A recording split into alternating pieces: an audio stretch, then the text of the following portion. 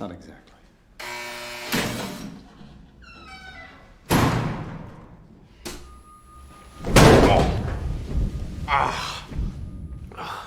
Most people watch this scene and think Batman is interrogating the Joker. They're wrong. In 2008, Christopher Nolan placed two of cinema's most iconic characters in one room. No gadgets, no action, no special effects, and somehow made the villain win. Not with violence, not with a weapon, with 6 minutes of conversation. Here's the situation. Gotham is burning. The Joker has kidnapped Harvey Dent, the city's symbol of justice, and Rachel Dawes, the woman Bruce Wayne loves. Batman has minutes to find them. The only person who knows where they are is sitting in a Gotham Police Department interrogation room. And here's the first thing most people miss entirely. He looks like he's on vacation. No anxiety, no survival instinct, no attempt to negotiate or escape. Just a man waiting, almost bored, for something he knows is coming. That single choice, how Nolan and Heath Ledger played that entrance, tells you everything about who holds the power in this scene before a single word is spoken. Batman enters physically dominant. He slams the Joker against the wall. Classic intimidation, the kind that works on every criminal in Gotham. The message is clear. I control this room. Except he doesn't. And the reason isn't that the Joker is tough. It's that the Joker engineered his own capture. He wanted to be in that room. Think about what that room actually is. It's the one place in Gotham where Batman cannot use his money, his technology, his network, or his mobility. Just his fists. And the Joker, as we've already seen, doesn't feel pain the way normal people do. He welcomes it. So Batman walks in with the one tool that won't work, against the one man it won't work on, in the one location where he has nothing else. That's not bad luck. That's a trap.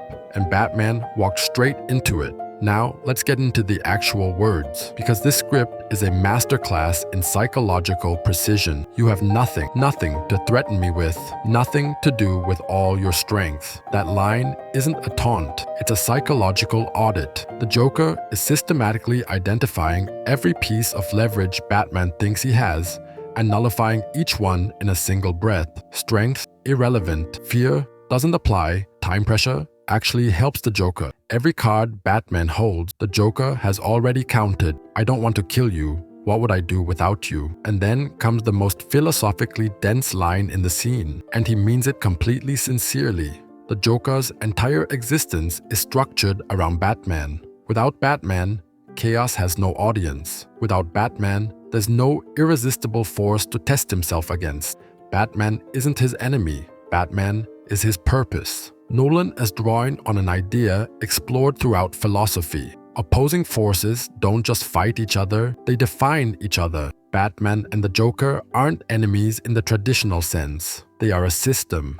Each one is the reason the other exists. Here's the moment most people either laugh at or brush past. Batman loses control completely. He slams the Joker's head into the table, not once, not twice, with the desperation of a man who has run out of ideas. And the Joker laughs. Look at Batman's posture here. This isn't calculated violence. This isn't a trained fighter in control of the situation. This is panic. This is a man whose entire identity is built on the idea that strength solves problems, confronting a problem that strength cannot solve. The Joker has orchestrated something genuinely extraordinary in this room. He's turned Batman's greatest asset, his physical dominance, into evidence of his greatest weakness. Without it, Batman has no other play. And then the Joker says the line that makes the whole scene land: madness is like gravity.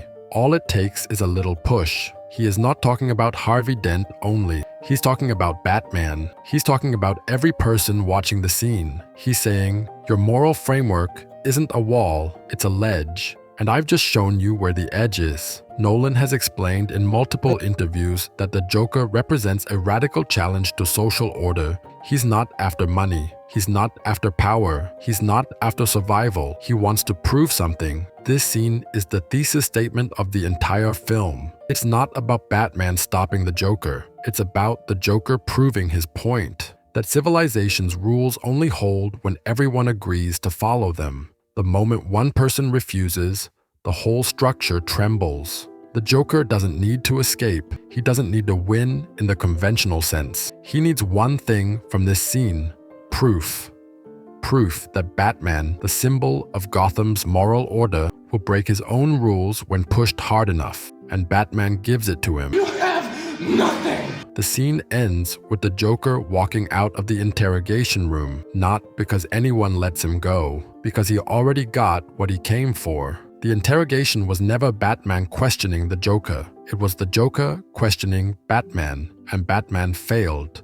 6 minutes of screen time, 1 room, 2 actors, 0 special effects. And yet, this is the scene people still quote years later because it's not really about Batman or the Joker. It's about what happens when a system of morality, yours, mine, a city's, a civilization's, runs into someone who has none. What do you do? What do you become? Nolan didn't make a superhero movie. He used a superhero movie to ask one of philosophy's oldest questions. Is order real? Or is it just a story we all agreed to tell? The Joker thinks it's a story. This scene is his evidence. If you want the next breakdown, the one that goes even deeper, subscribe. We're nowhere near done.